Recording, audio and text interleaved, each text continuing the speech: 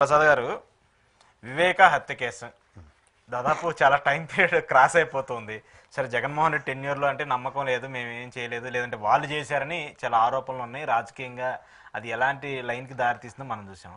నిన్న సునీతారెడ్డి గారు press meet పెట్టి నాకు ఇంకా న్యాయం జరగట్లేదు అని చెప్పేసి గవర్నర్ గారిని కలిసి వినతి పత్రం ఇచ్చి నాకు న్యాయం చేయండి, ఇప్పుడైనా ఈ ప్రభుత్వానికి సంబంధించి ఆ సిబిఐనో సిఐడినో తొందరగా విచారణ చేసి దానికి ఒక ఎండుకు తీసుకురండి అని చెప్పేసి అడుగుతున్నారు. అంటే మొన్నటిదాకా రాజకీయాల కోసం చాలా పెద్ద ఎత్తున బాబాయిని చంపారనో ఇంకోటి ఏవైతే కామెంట్స్ చేశారో, ఇప్పుడు ఎందుకు సునీతారెడ్డి గారిని అప్పుడు వాడుకుంటూ వచ్చారు, మళ్ళీ ఇప్పుడు ఆవిడేమో కూటమి ప్రభుత్వం అధికారంలోకి వచ్చిన తర్వాత కూడా మాకు న్యాయం జరగట్లేదని అంటున్నారు.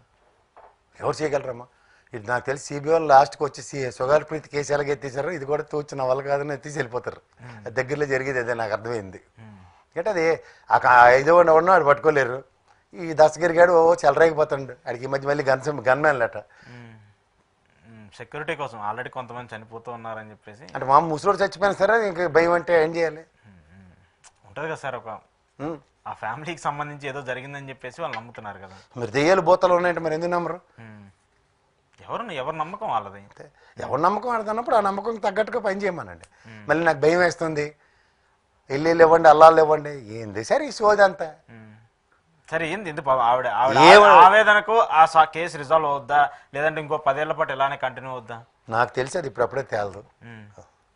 ఓకే, ఆర్కే శ్రద్ధ లేదు, వీళ్ళకే శ్రద్ధ లేదు. వీళ్ళు పని అయిపోయింది కాబట్టి వీళ్ళు పెట్టించుకోరు.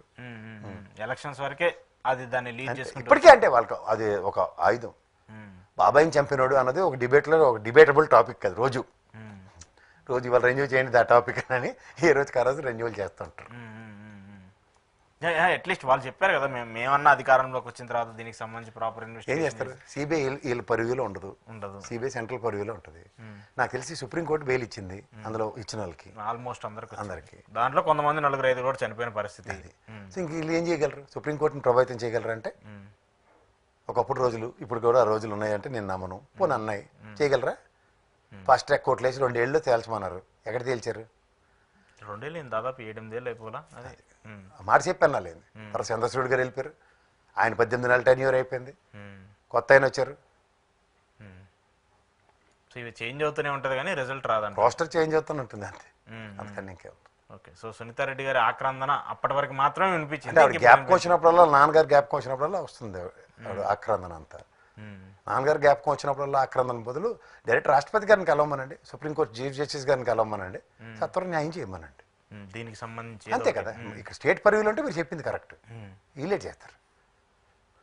గవర్నమెంట్ అప్పుడు లీడ్ చేసుకుంది కదా, వాళ్ళు ఆవిడ అడిగిందే సిబిఐకి ఏమంది ఇప్పించారు. ఇంకంతకన్నా ఇంకేం చేస్తారు స్టేట్ గవర్నమెంట్.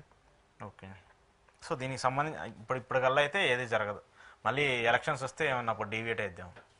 వాడుకోవడానికి ఒక వస్తువు బాగుంటుంది, మళ్ళీ పాత వస్తువే అలా ఆయుధం కింద మలుచుకుంటారు. ఈ 5 ఏళ్ళు కూడా తెమలపోతే తెమలదు అది. సరే, చూద్దాం దీనికి సంబంధించి. Thank you sir, thank you very much.